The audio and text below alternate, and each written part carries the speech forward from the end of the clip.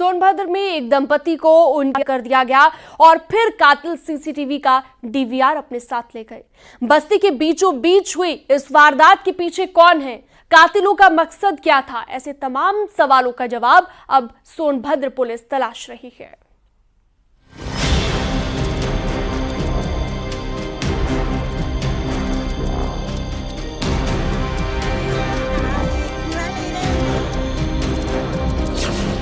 कारोबारी का कत्ल, शहर में सनसनी।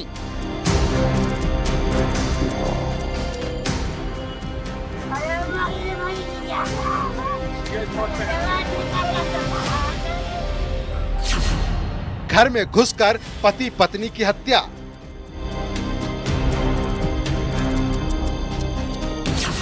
सीसीटीवी का डीवीआर भी ले गए कातिल।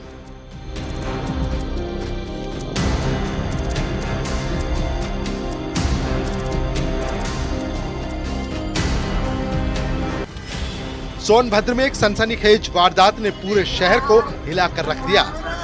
डिहरी इलाके में बदमाशों ने पति पत्नी की हत्या कर दी।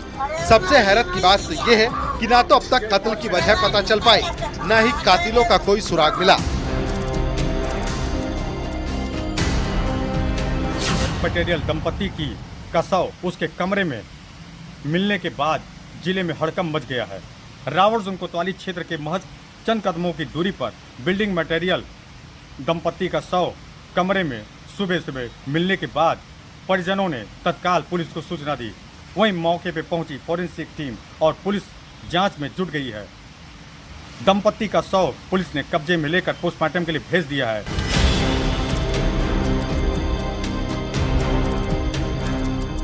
धर्मेंद्र टीएस बिल्डिंग मटेरियल एवं सप्लायर के नाम से दुकान चलाते थे, जो उनके घर के नीचे ही थी।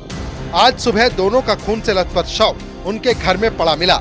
बताया जा रहा है कि अज्ञात हमलावरों ने घर में घुसकर उनकी हत्या की।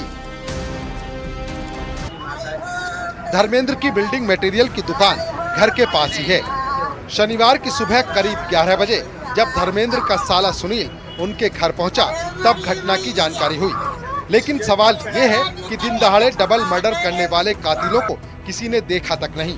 यहाँ तक कि इतनी बड़ी वारदात हो गई और पड़ोसी अनजान थे। इनके बेटे जिनके साथ घटना हुई है, उनके बेटे फोन कर रहे थे अपने पिताजी और माताजी को। जब उनका फोन नहीं उठा तब वो फोन किया अपने मामा जी को कि मामा जी पापा मम्मी का फोन नहीं उठ रहा है, थोड़ा देखिए। वो आए देखने के लिए तो बाहर से दरवाज़ा बंद था। जब वो दरवाज़ा खोले तो अंदर पूरा खून से लथपथ दोनों लोग पड़े हुए थे। धर्मेंद्र का साला जब उन्हें खोजता हुआ घर पहुंचा तो मंजर देखकर उसकी चीख निकल पड़ी। कमरे में पूरा सामान फैला पड़ा था। कमरे में लगे सीसीटीवी कैमरे का डीवीआर भी गायब था। सूचना पर पहुंची पुलिस मामले की जांच पड़ताल में जुट गई है। पुलिस भी पहली नजर में इसे कत्ल का मामला ही मान रही है। घर में दंपति का एक शव मिला है जो खून से लथपथ है। पुलिस उसी सूचना पे आई, दरवाजा खोला तो देखा कि इसमें धर्मेंद्र पटेल नाम के और उनकी पत्नी जो 2 लोग हैं वो मृत अवस्था में पाए गए, अपने कमरे के अंदर पाए गए। प्रथम दृष्टया मर्डर का मामला है और जो मृतक है, मृतक के पिताजी से और घर वालों से भी बात हुई है तो उन्होंने कुछ संदिग्ध लोगों के बारे में बताया है जिनसे उनका कुछ पुराना विवाद था। दरअसल सुबह 11 बजे के आसपास रॉबर्ट्सगंज पुलिस को सूचना मिली कि एक घर में दंपति का खून से लथपथ शव मिला है। सूचना पर पुलिस मौके पर पहुंची। पुलिस ने जब दरवाजा खोला तो देखा बिल्डिंग मटेरियल सप्लायर धर्मेंद्र और उनकी पत्नी मंजू की लाश कमरे के अंदर पड़ी मिली।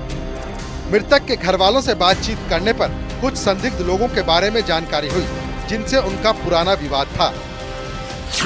के बाद जो है कोतवाली को सूचना दे दी गई, 112 नंबर पर सूचना दे दी गई। तो दोनों लोग में कौन कहाँ पड़ा हुआ था? पति एक लोग नीचे, उनकी वाइफ नीचे पड़ी हुई हैं, वहाँ पूरा ब्लड बिखरा हुआ है, और एक लोग बेड पे गिरे हुए हैं, उनका चेहरा नहीं दिख रहा है, चादर से ढका हुआ है। तो क्या गोली मारी गई है या किसी धारदार हथियार? अब ये कंफर्म नहीं हो पा रहा है कि गोली मारी गई है या किसी चीज से किया गया। रंजिश तो नहीं लग रहा है, जमीन के अंदर सामान वगैरह फैला हुआ है, चोरी वगैरह की घटना लग रही है। क्योंकि कुछ समय पहले एक बार फिर रात में कुछ लोग दरवाजा वगैरह खुलवाने का प्रयास कर रहे थे। अब उसमें दुश्मनी या चोरी या सवाल ये है, क्या धर्मेंद्र और उसकी पत्नी का कत्ल पुरानी रंजिश में किया गया? क्या कत्ल के पीछे किसी पुराने दुश्मन का हाथ है या कातिल कोई करीबी ही है? हालांकि कमरे का बिखरा सामान कत्ल के पीछे दूसरी वजहों की तरफ भी इशारा कर रहा है। देखिए, सुबह जानकारी हुई, संभवतः रात की भी हो सकती है या सुबह तड़के की भी घटना हो सकती है। अगल बगल के सीसीटीवी कैमरों को हम खंगालेंगे और उससे पता चल जाएगा कि किस टाइम जो लोग थे आसपास, क्योंकि मेन रोड का है, आसपास काफी सीसीटीवी कैमराज लगे हैं। तो ये फिलहाल पुलिस आसपास के इलाके में लगे सभी सीसीटीवी के फुटेज खंगाल रही है। कातिल जो भी होगा जल्द ही कानून के शिकंजे में होगा। Bureau report, news 18।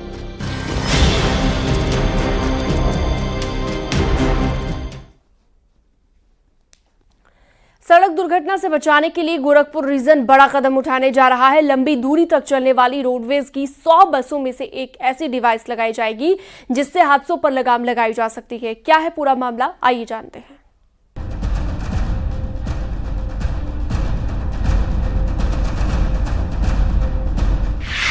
हाल ही के दिनों में कई बस हादसे देखे गए। रात के वक्त में झपकी आने से अक्सर दुर्घटनाएं होती रहती हैं। हादसों पर विराम लगाने के लिए परिवहन निगम एक बड़ी पहल करने जा रही है।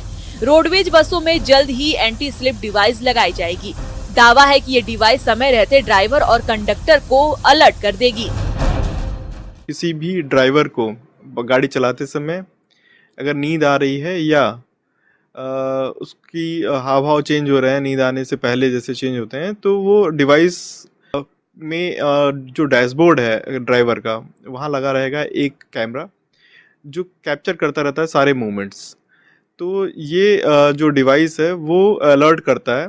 तो पहले जैसे ही नींद आएगी 5-6 सेकंड में वो अलर्ट करेगा। एक बजर रहेगा ड्राइवर के पास जो उसके पीछे लगा होता है और वो बच जाता है, जिससे कि नींद तुरंत जो है नींद में अलर्ट हो जाएगा ड्राइवर, और जो कंडक्टर रहेगा उसके पास भी एक सिग्नल चला जाएगा कि हो सकता है कि ड्राइवर को नींद आ रही हो। अगर बस ड्राइवर इसके बाद भी अलर्ट नहीं हुआ तो सवाल उठता है कि ये डिवाइस किस तरह कारगर रहेगी।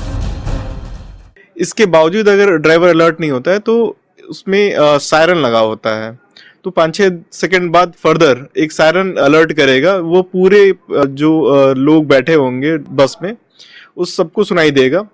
तो वो लोग भी जाके ड्राइवर को गाड़ी रोकने के लिए कह सकते हैं और गाड़ी को साइड में लगा के ड्राइवर को अलर्ट कर सकते हैं और उसको कह सकते हैं कि आप गाड़ी का संचालन चाय वगैरह पी के फिर से दोबारा स्टार्ट करिए। बसों में एंटी स्लिप डिवाइस लगाने की प्रक्रिया पर तेजी से काम चल रहा है, जिसके जल्द पूरे होने की बात कही जा रही है। हमारी जो बसेज हैं जो रात्रि में संचालन होता है, उन बसों में हम लोगों ने अभी फर्स्ट फेज में चिन्हित किया है। हमारी 500 बसेज हैं गोरखपुर परिक्षेत्र में, तो 100 बसेज में ये काम करेगा। जो लंबी दूरी की सेवाएं हमारी यहाँ से गोरखपुर से लखनऊ है, गोरखपुर से कानपुर है, दिल्ली है, मेनली ये बसेज हैं। क्योंकि नींद आने की घटनाएं वो शाम में, रात में या अर्ली मॉर्निंग होती हैं, तो मेनली इन बसेस में जो दुर्घटनाएं हो जा रही हैं उनकी रोकथाम के लिए रहेगा। इसमें हम लोग जो फुटेज है उसको भी यूज़ करके उनकी जो ट्रेनिंग है उसमें भी हम लोग इस्तेमाल करेंगे। डिवाइस मशीन अब जो है फर्म को अलॉटमेंट हो गया है और जल्द ही ये सारी गाड़ियों में लग जाएंगे और ये सुचारू रूप से कार्य करेंगे। बस यात्रियों की सुरक्षा को ध्यान में रखते हुए परिवहन निगम टेक्नोलॉजी का सहारा ले रहा है, जो बेहद ही जरूरी है और ये कारगर कदम भी साबित हो सकता है। गोरखपुर से न्यूज़ 18 के लिए अहमद अली की रिपोर्ट।